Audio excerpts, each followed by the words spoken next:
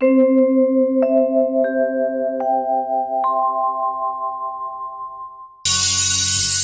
बांके बिहारी लाल की जय।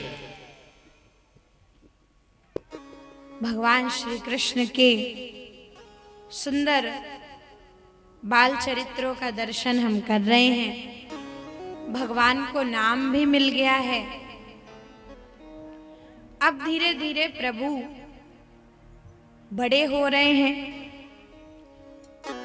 भगवान के मुख में दो दो दांत आए हैं, चलना भी सीखे हैं, घिसट घिसट के चल रहे हैं, थोड़े थोड़े बोलना भी सीखे हैं। कभी कभी बड़े प्रेम से मैया को मैया कह के बुलाते हैं। तोतली भाषा में भगवान कुछ मांगते हैं और यशोदा मैया बड़ी आनंदित हो जाती हैं प्रभु के इस बाल स्वरूप को देख करके। ये आनंद ही है जो भगवान इस रूप में प्रकट हुए हैं। लेकिन भगवान के हर लीला का कोई ना कोई कारण होता है। बिना किसी कारण के तो भगवान कुछ बनते नहीं, ना कोई अवतार लेते हैं। तो कृष्ण अवतार के कुछ मुख्य कारण हैं, उसको यहाँ पर भगवान की लीला में बताया गया है। जैसे आगे चल करके आ रही है माखन चोरी की लीला, जिसको शुकदेव जी ने नाम दिया है स्तेय योग। स्तेय का मतलब है भगवान ने माखन चुराया और उसको शुकदेव जी ने स्तेय योग करके नाम दिया। तो क्या भगवान को इतनी भूख लगी हुई थी कि भगवान दूसरों के घरों में जा करके और खाने पीने की चीजें चुरा के खा रहे हैं? तो ऐसा नहीं है। भगवान की इस लीला का कारण ये है कि भगवान इस लीला के माध्यम से, अपनी हर लीला के माध्यम से जीव के हृदय को पूर्ण बना रहे हैं। और कैसे बनता है जीव का हृदय पूर्ण, इस बात को आइए जरा हम समझते हैं। कल हमने चर्चा करी थी, हम इस बात को कह रहे थे कि प्रभु और हम में कोई भेद नहीं है। कई दर्शन, कई सिद्धांत हमने सुने। अब ये कौन से लेवल पर काम करते हैं, ये इस कथा में आ रहा है। आप तीन चीजें हैं, तीन तरीके हैं, या उसको तीन दृष्टिकोण कह लीजिए, जिस पर खड़े होकर के व्यक्ति अपने आप को या इस संसार को देखता है। और इन तीन चीजों को समझना बहुत जरूरी है, सबसे ज्यादा जरूरी है। कौन कौन से हैं वो तीन चीजें, तो ध्यान दीजिएगा आप इस बात को। वो तीन चीजें हैं हमारा शरीर, दूसरा हमारा मन और तीसरी आत्मा। इन तीन चीजों को बड़ी बारीकी से समझिए, क्योंकि इसी पर भगवान के अवतार चरित्रों की कथा समझ में आएगी। तीन चीजों को समझना बहुत जरूरी है, जिसके माध्यम से आप समझ विकसित करके और जान करके और अपने इस संसार के व्यवहार को बड़े अच्छे से चला सकते हैं और यहाँ रह कर के भी मुक्त हो सकते हैं। तो बड़े ध्यान दीजिएगा, एक है शरीर, एक है मन और एक है आत्मा। ये तीन दृष्टिकोण हैं संसार को और भगवान को देखने के। दृष्टिकोण मतलब क्या? मतलब there are three kinds of stand points. व्यक्ति जहां पर खड़ा है वहां से उसको जो चीजें नजर आ रही हैं, समझ आ रही हैं, तो जहां पर व्यक्ति खड़ा है वहीं से उसको सब चीजें दिखेंगी।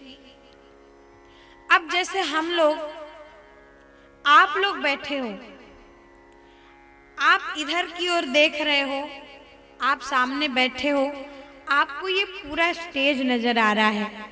ठीक है, अच्छे से आप इसको अगर ग्रहण करें तो आप इसको समझ जाएंगे कि आपकी जगह से ये स्टेज पूरा नजर आ रहा है, सब कुछ समझ में आ रहा है, लेकिन आपके पीछे क्या है ये आपको नजर नहीं आ रहा है, क्योंकि आपकी दृष्टि वहीं तक सीमित है जहां तक आप देख पा रहे हो।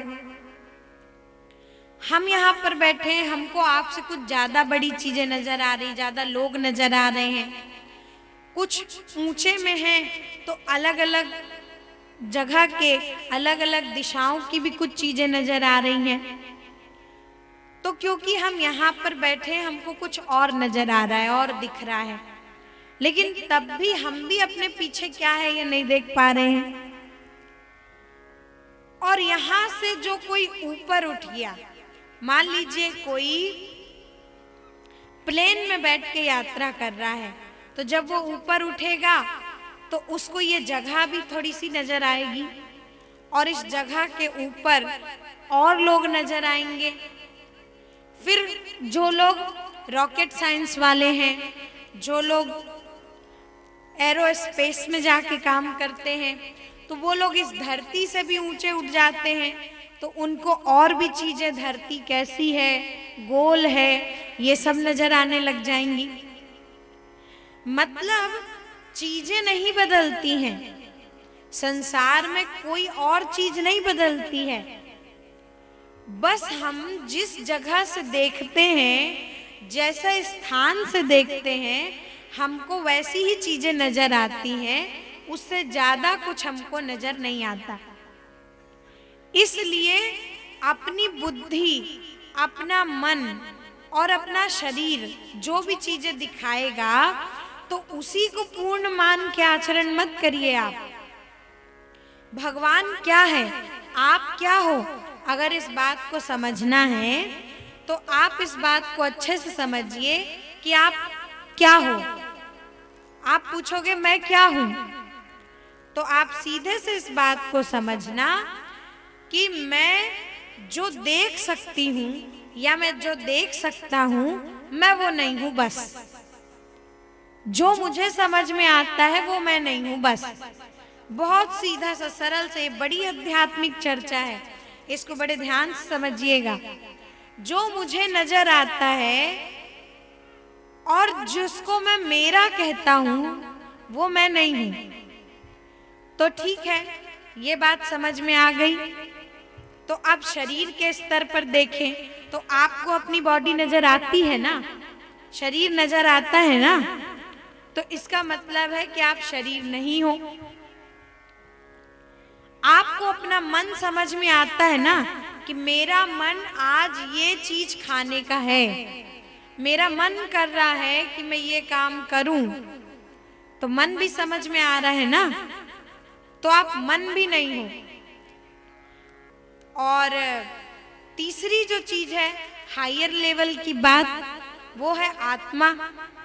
तो आप कहोगे कि आत्मा तो नजर आती ही नहीं, आत्मा क्या है ये हमको समझ में आता ही नहीं। डॉक्टर लोग ऑपरेशन करें, चीड़ फाड़ करके हर एक शरीर के एक अंग दिखा सकते हैं, पर आत्मा क्या है ये कभी कोई दिखा पाया?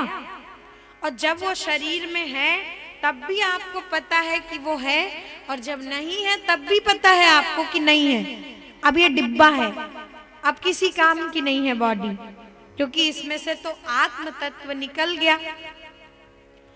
तो वही आत्म स्वरूप आपका है, और वो आत्म स्वरूप और कुछ नहीं, वही परमात्मा है।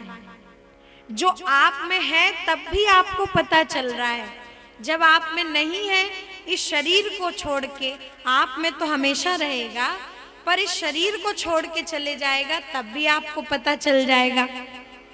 तो वो आत्म तत्व ही भगवान है, उसी को अवतार कहा गया है। समस्या हमारी ये है कि जब भी हम किसी चीज को समझते हैं ना, तो हम या तो शरीर के स्तर से समझते हैं या कि मन के स्तर से समझते हैं।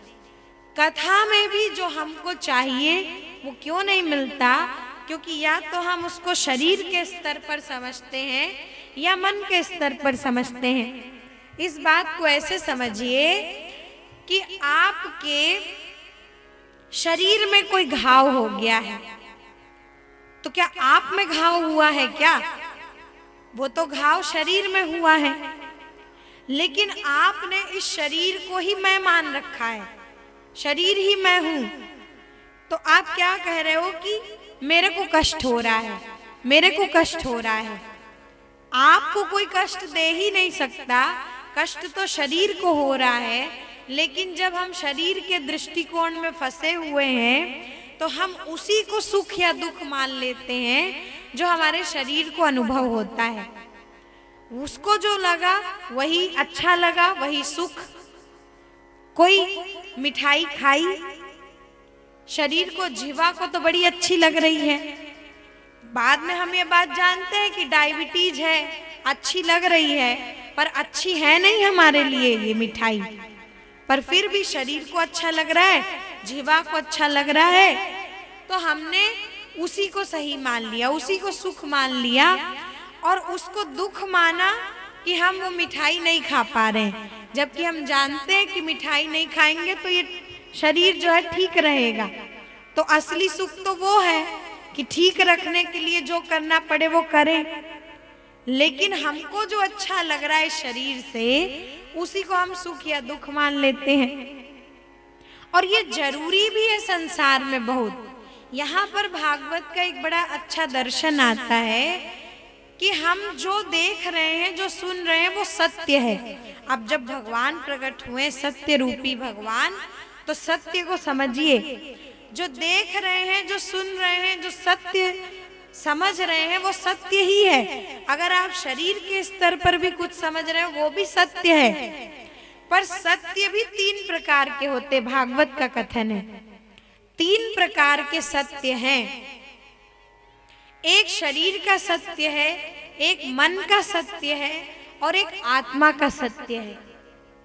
एक को कहते हैं प्रातिभासिक सत्य, आभासिक सत्य, एक को कहते हैं भौतिक सत्य और एक को कहते हैं पारमार्थिक सत्य। तो जो भौतिक सत्य है उसको व्यावहारिक सत्य भी कहा जाता है। और संसार को जब आप देख रहे हैं, संसार में जब आप कोई कार्य कर रहे हैं, तो उसके लिए इस भौतिक व्यावहारिक सत्य की बड़ी जरूरत है। क्योंकि भौतिक और व्यावहारिक सत्य जो शरीर का सत्य है, इस शरीर के लेवल से, इस स्टैंड पॉइंट से हम जो देख रहे हैं, इसको आप समझिए कि ये बड़ा जरूरी है इस सत्य को सत्य मानना। क्योंकि अगर इसको नहीं सत्य मानेंगे तब भी हमारा काम नहीं चलने वाला है। बात समझ में आ रही है ना? थोड़ी बहुत कठिन तो नहीं हो रही है ना? आपको लग रही हो तो आप वहां से बीच से बोलिए, क्योंकि मैं उसको और सरल कर रही हूं। हाँ या ना में बोलिए। एक है इस भौतिक शरीर का सत्य, जिसको हम कहते हैं व्यवहारिक। इस सत्य का होना भी बड़ा जरूरी है। आप कहोगे कि इस सत्य का सत्य सत्य नहीं है, आत्मा ही सत्य है, भगवान ही सत्य है। ये बात सही है, पर क्या आप हर जगह संसार में ये कहते हुए छुट्टी पा सकते हो कि आत्मा ही सत्य है, बाकी सब तो बेकार है, संसार झूठा है? बात यही सही है कि आत्मा ही सत्य है, पर अगर आप संसार का व्यवहार आत्मा के सत्य में बैठ के चलाओगे तो इनमें ट्रांजैक्शन नहीं हो पाएगा, व्यवहार नहीं चल पाएगा। इसको ऐसे समझाऊं कि आप डॉक्टर के पास गए, आपके शरीर में दर्द हो रहा है, आपको कष्ट हो रहा है, और डॉक्टर आपको सत्य सत्य कह दे कि ये तो सही है ही नहीं, आत्मा ही सत्य है, मर जाओ, तो क्या आप मान लोगे? आखिर डॉक्टर तो प्रवचन सही करे, पर आप कहोगे कि कैसा सिर फिरा है, हम इसके पास ठीक होने के लिए आए हैं और ये हमको बता रहा है बात की आत्मा ही सत्य है, सब छोड़ो। तो ऐसे तो काम नहीं बनेगा ना। इसको भी तो ठीक रखना पड़ेगा ना, इसको भी तो भोजन देना पड़ेगा ना, क्योंकि ये संसार का सत्य है। और इसको समझना, इसको जानना और इसको स्वस्थ रखना, इसको सही रखना, संसार का काम करना ये बहुत जरूरी है। लेकिन इसके साथ साथ ये समझना भी जरूरी है कि मैं केवल ये शरीर नहीं हूं, इसको सब कुछ करिए। जैसे बच्चे को कोई खिलौना दिया गया है खेलने के लिए, तो बच्चा खिलौने से खेले, लेकिन कोई खिलौने को ही मानने लगे कि यही मैं हूं, तो ये सत्य नहीं है ना। तो शरीर खिलौना है, आखिरी में ये भी एक इंस्ट्रूमेंट है, एक खिलौना है। इसके सब व्यवहार आप करिए, जरूरी भी है करना, पर इसी को सब सही सही मत मानिए, इसके आगे का भी सत्य होता है। तो व्यवहारिक सत्य से हम ऊपर उठते हैं। व्यवहारिक सत्य जरूरी है, मगर यही बस सत्य नहीं है। अगर यही बस सत्य होता तो आप सीधे सीधे समझिए ना कि अगर आपका शरीर ही सबसे बड़ा सत्य होता, तो शरीर में आपके जो भूख लगती है वो तो एक पशु को भी लगती है। जैसा अनुभव ठंडी गर्मी वर्षा का हमको होता है, वैसे तो पशु को भी होता है। तो मनुष्य और पशु में क्या अंतर है? अगर संसार की चीजें इकट्ठा करना और अपने इस शरीर की प्रसन्नता के लिए ही कार्य करना जरूरी है, तो मैं आपको बात बताऊं, जो आनंद एक बहुत बड़े करोड़पति व्यक्ति को एयर कंडीशनड में सोने में मिलता है, वही आनंद एक सुअर को गंदगी में सोने में मिलता है। तो शरीर की दृष्टि में से तो मनुष्य और पशु में कोई भेद ही नहीं रह गया ना। अब बात समझ में आई? ये जरूरी है, इसको ठीक रखना, इससे कार्य करना बहुत जरूरी है, क्योंकि शरीर माध्यम खलु धर्म साधनम, यही धर्म का साधन है। तो इसको सही रखना जरूरी है, ये जरूरी है। मनुष्य जन्म नहीं होता तो यही सोच लीजिए ना कि अभी हम कथा कहाँ सुन रहे होते। अगर हमारे पास अगर सुनने की शक्ति नहीं है, अगर कान सही नहीं है, तो कथा कैसे सुन पाएंगे? तो शरीर होना जरूरी है ना, कान मतलब शरीर का अंग, कान सही होना जरूरी है ना, ये जानने के लिए कि ये शरीर मात्र शरीर नहीं है, मैं शरीर नहीं हूँ, ये जानने के लिए भी तो शरीर का होना जरूरी है। कान नहीं होंगे तो कथा कैसे सुनेंगे? तो ये जरूरी है। पर एक बात बताइए, इस लेवल को अगर मैं बड़ा करूं तो ठीक है, कान का होना जरूरी है, मगर कान तो कुत्ते के मनुष्य से ज्यादा तेज होते हैं।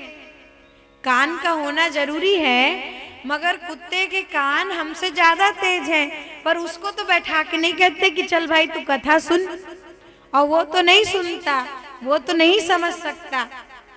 तो शरीर की शक्ति उसके पास ज्यादा है, पर हम शरीर से ही नहीं सुन रहे हैं, शरीर के पीछे भी कोई काम कर रहा है जिससे हम सुन रहे हैं। नहीं तो कुत्ते की शक्ति ज्यादा तेज है सुनने की, पर उसको क्यों कथा नहीं सुनाते? अब इस बात को समझिए कि हम इससे एक अलग लेवल पर, जो कि मन का स्तर है, उस पर सुनते हैं। कान कथा नहीं सुन रहे हैं, मन कथा सुन रहा है। हम किसी की बात को नहीं सुन रहे, शरीर नहीं सुन रहा होता है, इसके पीछे भी हमारा मन सुन रहा होता है। क्योंकि अगर ये सुनता तो आप तो शरीर से यहाँ बैठे हो, लेकिन मन अगर आपका घर में है तो कैसे सुन पाओगे? यहाँ शरीर आपका बैठा है, पर मन अगर बाहर है तो वो कैसे सुन पाएगा? तो उसके पीछे भी मन सुनता है, लेकिन मन भी मैं नहीं हूं, मन भी पूरा पूरा सत्य नहीं है। मन भी सत्य है, उसको प्रातिभाषिक सत्य बोलते हैं। मन का सत्य, ये वेदांत दर्शन की बात मैं बता रही हूँ जो भागवत में आया है, इसके लिए इसको बड़े अच्छे से समझिएगा कि मन भी सत्य है। मन जिसको सत्य मानता है वो चीजें भी सत्य हैं, लेकिन वो भी पूरी पूरी सच नहीं है। जब आपके सामने मन से भी बड़ा सत्य आता है तो कभी कभी आप उस सत्य को भी सत्य नहीं मानते। इसका एक उदाहरण मैं आपको देती हूँ, बड़े अच्छे से समझ में आएगा। प्रातिभाषिक सत्य, मन का सत्य। मन का सत्य मतलब जो विचार आपके मन में आते हैं, जिनको आप सही मानते हो सकता है वो सही ना हो। जैसे आप रास्ते में चले जा रहे हैं, कोई रस्सी पड़ी है, अंधेरा है, ठीक से आपको समझ में नहीं आ रहा है कि क्या वस्तु है जो वहां पर पड़ी हुई है, और अंधेरे में उस वस्तु को, उस रस्सी को आपने सांप समझ लिया और आप डर गए। अरे बाप रे, अब क्या होगा, अब क्या होगा। या तो आप भागोगे या तो आप डरोगे, कुछ भी होगा, बचने का प्रयास करोगे। तो आपके मन को लगा, आपने विचार कर लिया कि ये सच है, मतलब रस्सी सांप है नहीं, पर आपने मन में विचार किया ना, तो वो सच लगी ना आपको। फिर कोई आ गया उजाला लेके, प्रकाश लेके, और प्रकाश लेके वो व्यक्ति आया और उसने जब प्रकाश दिखाया तो आपको लगा कि अरे ये तो रस्सी थी, मैं तो बिना मतलब इसको सांप समझ रही थी। तो आपके मन में तुरंत आप शांत हो जाओगे, हल्के हो जाओगे, क्योंकि आपने सच जान लिया। तो इस बात को ये समझिए कि आपके मन ने जो विचार किया, आपके लिए तो वो भी सच ही था ना। जब तक कि उजाला नहीं आया था, तब के लिए आपके मन के लिए रस्सी ही सांप थी ना, तब तक तो वो सच था। जब तक उजाला नहीं था तो वो भी सच है, लेकिन मन का सच है। मतलब मन विचार करके किसी भी चीज को सच या झूठ मान सकता है। और ये जो संसार है, इसको या तो हम शरीर के स्तर पर देखते हैं या मन के स्तर पर देखते हैं, इससे आगे हम बढ़ ही नहीं पाते। और कई कई बातें हमको समझ में इसलिए भी नहीं आती कि वेद पुराण शास्त्रों में बातें कही गई हैं आत्मा के स्तर की, और हम विचार कर रहे हैं मन के स्तर पर, या हम विचार कर रहे हैं शरीर के स्तर पर। इसलिए हमको वेद पुराण धर्म शास्त्र समझ में नहीं आते। और इसको समझने का, शरीर और मन से ऊपर उठ करके आत्मवत देखने का इस संसार को एक ही तरीका है कि आप कथाओं को सुनो। तो कथा को तो आप सुन रहे हैं, इससे भी क्लियर नहीं हो रहा है पूरी बात, क्योंकि आप तो यहाँ 2-4 दिन, 8 दिन, 10 दिन सुनोगे, उसके बाद क्या, फिर आप उलझोगे कि फिर हम किस में विचार करें। तो इसके लिए जरूरी है कि आप फिर इस शरीर, मन और आत्मा को समझने के लिए रोज सत्संग करो, रोज कथा करो। तो कैसे होगा? ये बात मैं आपको कह रही हूं आत्मा के स्तर की, कि रोज सत्संग करना। और अगर आप इसी बात को, इसी उदाहरण को अच्छे से समझ जाइए कि मैं कह रही हूं रोज सत्संग करना, तो आत्मा के स्तर पर क्या सत्संग होता है उसको समझ करके करना, ये आप घर में भी कर सकते हो। लेकिन मैं समझ रही हूं कि अभी आप मेरी बात को शरीर और मन के स्तर पर समझ रहे हो, इसलिए आपको बड़ा कठिन लगेगा कि रोज सत्संग कैसे करेंगे, रोज रोज कथा कैसे सुनेंगे, क्या रोज ऐसा पंडाल लगाएंगे, रोज ही दक्षिणा देने के लिए महाराज जी को बुलाएंगे, रोज ही हमको यज्ञ करना पड़ेगा क्या? तो ये बात समझ में आ गई ना। रोज सत्संग करने का मतलब ऐसा नहीं है कि रोज आप पंडाल लगाओ, रोज ये करो, पर हम शरीर के स्तर से समझ रहे हैं, मन के स्तर से समझ रहे हैं, इसलिए हमको ये चीज कठिन लग रही है। पर अगर आप इसी को आत्मा के स्तर से समझो तो आपको ये बात समझ में आ जाएगी कि एक बार हमने कथा में सुन लिया और फिर अगर हमको बात समझ में नहीं आई तो हम नित्य प्रति सत्संग करें अपने शास्त्रों का, अपने ग्रंथों का, पुराणों का, और उसको सुन नहीं सकते हैं तो पढ़ें और समझें, और फिर समझ में ना आए तो फिर किसी से जाके पूछें, फिर सुने, फिर पढ़ें, फिर समझें। यही तो सत्संग है ना। सत्संग का कोई और मतलब थोड़ी है। सुनना, पढ़ना और समझना, यही सत्संग है। तो उसको आप पढ़िए, जानिए, समझिए। तो रोज ही सत्संग करिए। कथा के बाद ना एक नियम बना लीजिए कि प्रत्येक व्यक्ति को, और कुछ नहीं तो कम से कम श्रीमद् भगवत गीता तो प्रत्येक व्यक्ति को अपने घर में पढ़नी ही पढ़नी चाहिए। श्रीमद् भगवत गीता तो सबके घर में है ना सबके घर में। और उसको सब पढ़ भी सकते हैं, सुना भी सकते हैं। तो जो आप संस्कृत पढ़ सकते हैं, उसकी हिंदी भी होती है, उसको भी पढ़ सकते हैं। उसको पढ़िए, समझिए, एक शांत मस्तिष्क से केवल पढ़िए। भगवत गीता आज पढ़ना, समझना, जानना बहुत जरूरी है। और फिर उसमें से जो आपको बात समझ में आ रही है, वो सही समझ में आई कि नहीं आई, इसके लिए फिर किसी से जाके पूछिए, फिर जाके कथा सुनिए, फिर पूछिए, फिर समझिए। तो आपको ये बात समझ में आने लग जाएगी कि मैं किस स्तर पर हूँ। मैं जो विचार करती हूँ या मैं जो विचार करता हूँ, वो मेरे को भगवत तत्व तक ले जाते हैं कि नहीं। वो विचार मेरे मन को शुद्ध करते हैं कि नहीं।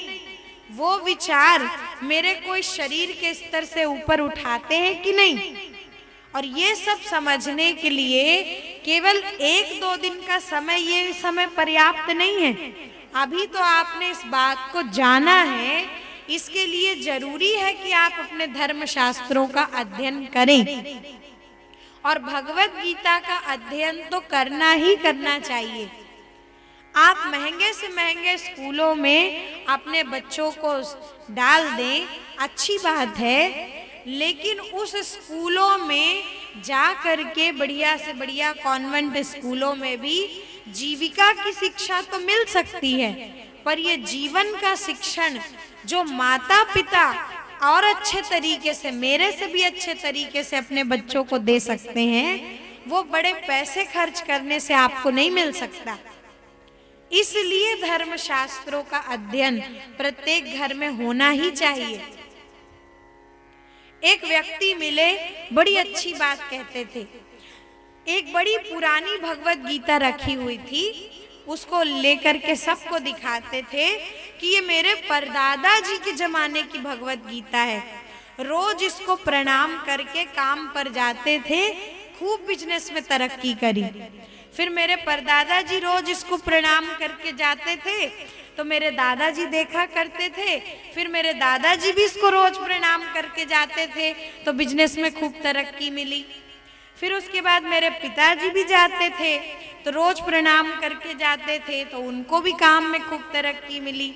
बोले मैं भी रोज प्रणाम करके जाता हूँ, मेरा भी काम बहुत अच्छा चल रहा है, मेरा बच्चा भी देखता है, वो भी प्रणाम करके जाएगा, उसका काम भी अच्छा से चलेगा। मतलब 4-5 पीढ़ी से भगवत गीता रखी है, सब प्रणाम करके चले जाएंगे, काम चलेगा, पढ़ेगा कोई नहीं। बस बात इतनी सी है कि करते तो हम सभी कुछ है। सब आए, सब प्रणाम किए, सब चले गए, तो सब करेंगे। पर देखिए, जब प्रणाम करने मात्र से अच्छा फल मिलता है, तो जिस समय आप पढ़ लोगे और समझ लोगे तो क्या फल मिल जाएगा। तो पढ़ना, उसको समझना, जानना बहुत जरूरी है।